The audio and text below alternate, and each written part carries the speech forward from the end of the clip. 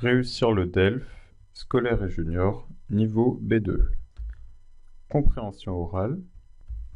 Leçon 1.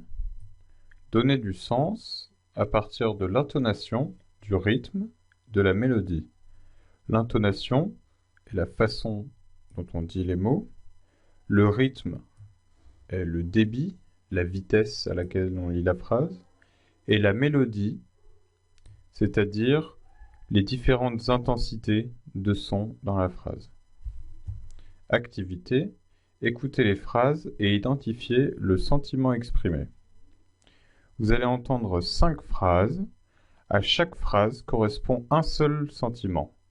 L'admiration, la colère, le doute, la joie ou la tristesse. Vous allez maintenant... Activité 2, page 10. Phrase 1. Tu ne t'imagines quand même pas que je ne vais rien dire à tes parents. Phrase 2. Cet été, je vais partir chez mes amis espagnols. Ça fait tellement longtemps que j'attendais ça. Phrase 3. Je me demande bien si je vais pouvoir venir à ta soirée samedi soir. Mes parents n'ont pas l'air enchantés. Phrase 4. L'année prochaine, ça ne va pas être très drôle.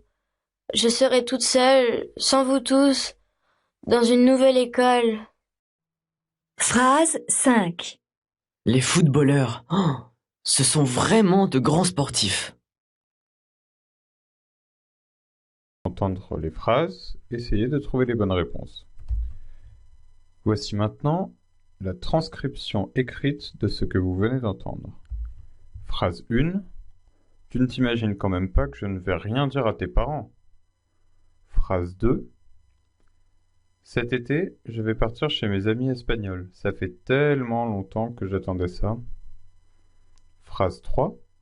Je me demande bien si je vais pouvoir venir à ta soirée samedi soir. Mes parents n'ont pas l'air enchantés. Pas l'air enchantés, c'est-à-dire qu'ils n'ont pas l'air tout à fait d'accord ou tout à fait ravis que la personne aille à la soirée samedi soir. Phrase 4. L'année prochaine, ça ne va pas être très drôle. Je serai toute seule, sans vous tous, dans une nouvelle école. Phrase 5. Les footballeurs, ce sont vraiment de grands sportifs. Voici maintenant le corrigé de l'activité. Dans la première phrase, on entend que la phrase a un fort débit. Surtout le début de la phrase est prononcé très vite. De plus, on insiste sur la négation. Tu ne t'imagines quand même pas que je ne vais rien dire à tes parents. Dans la phrase 1, on reconnaît donc la colère. Dans la phrase 2, la personne annonce qu'elle va partir chez des amis espagnols. On entend que quand elle prononce la deuxième partie de la phrase, le mot tellement prend du temps à être dit. Ça fait tellement longtemps. On insiste donc bien sur ce mot qui montre l'impatience de la personne et donc la joie de rejoindre ses amis espagnols. La phrase 2 exprime donc bien la joie. Dans la phrase 3, la première partie est prononcée presque comme une question. Je me demande bien si je vais pouvoir venir à ta soirée samedi soir. On reconnaît bien là une question. On pourrait presque mettre un point d'interrogation à la fin. Dans la deuxième partie, on a l'expression « n'ont pas l'air enchantés », c'est-à-dire qu'ils n'ont pas vraiment envie, mais « n'ont pas l'air » veut dire que ce n'est pas totalement une certitude. La phrase 3 exprime donc bien le doute.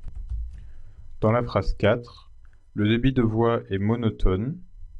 On baisse souvent la voix, après par exemple drôle, ou à chaque virgule, je serai toute seule, sans vous tous, dans une nouvelle école, débit très monotone. De plus, au début de la phrase, on insiste bien sur la négation. L'année prochaine, ça ne va pas être très drôle. Pas. C'est donc bien la tristesse qui est marquée dans la phrase 4. La phrase 5 est une exclamation. Les footballeurs, ce sont vraiment de grands sportifs. On insiste sur les mots vraiment et grand. Grand qui est un qualificatif très positif qu'on emploie par exemple pour dire des grands hommes et qui est une marque de respect et presque d'admiration. Dans la phrase 5, on reconnaît donc l'admiration.